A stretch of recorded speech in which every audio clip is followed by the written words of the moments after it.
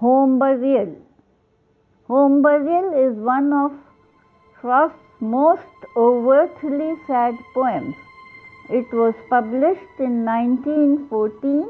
It is one of Robert Frost's longest poems written in blank verse, mostly in dialogue instead of strict rhythmic scheme.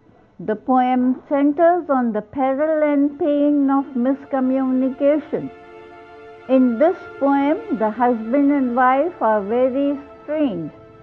Frost is trying to emphasize on the couple's relative positions physically and provide the graphic illustrations of just how far apart they are. In this poem, an anxious conversation between a rural husband and wife is portrayed whose child has recently died. In the opening lines of the poem, the wife is standing on the stairs and looking through the window at the grave of her son, who is buried in the family graveyard in front of the window. She is not able to cope up with the tragedy. The husband is standing below the stairs. This signifies the difference in their thinking. The mother loved her son immensely, and she is not able to reconcile with his absence.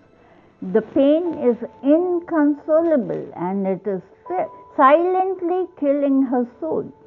The husband too is mourning the death, but in a practical manner. Frost here is trying to show how different men are from women. They have the capacity to take things casually, for they are mentally strong. They can take even death as a normal, natural phenomena. Shakespeare says, "Frailty, thy name is woman." But a woman is also a mother whose love is unconditional and immense for her children. The conflict here is rooted in the husband's insensitivity and normal behavior.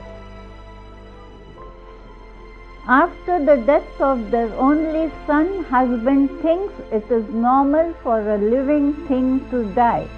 Nobody can escape death.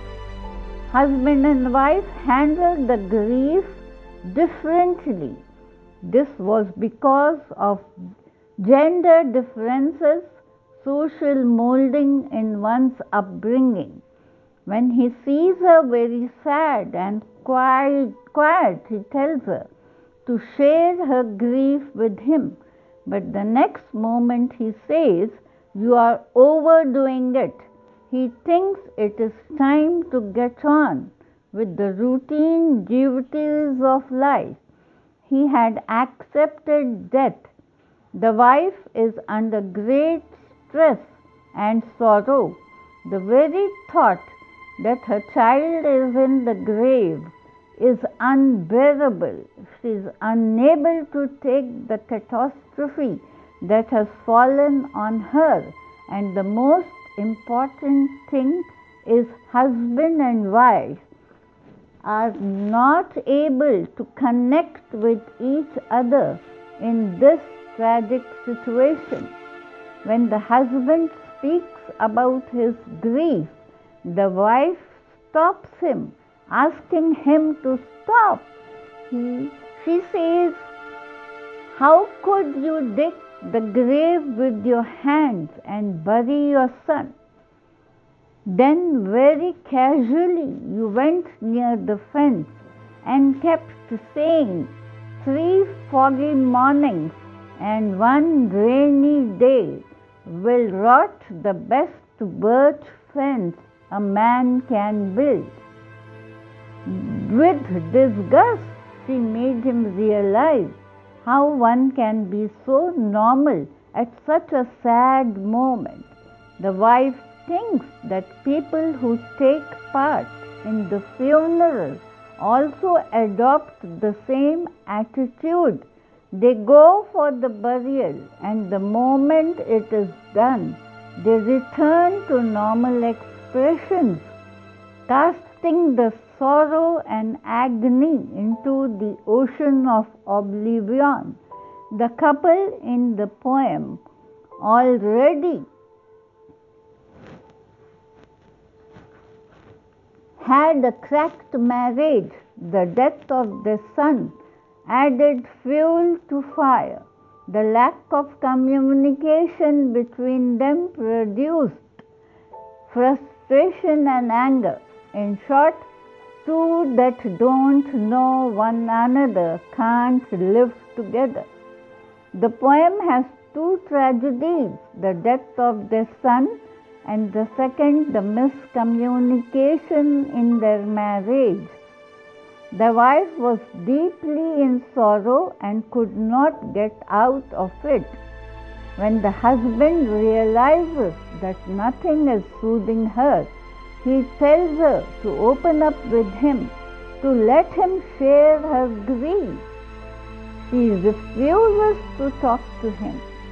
He says that his words offend her, and he is at a failure to understand her agony.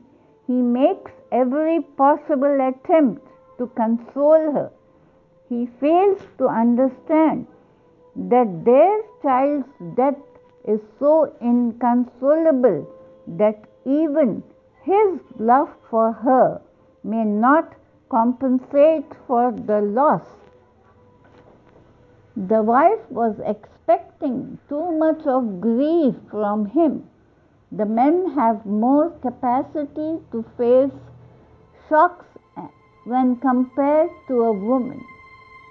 In short, Home Burial is a sad poem, and one is not in a good frame of mind for quite some time after reading it.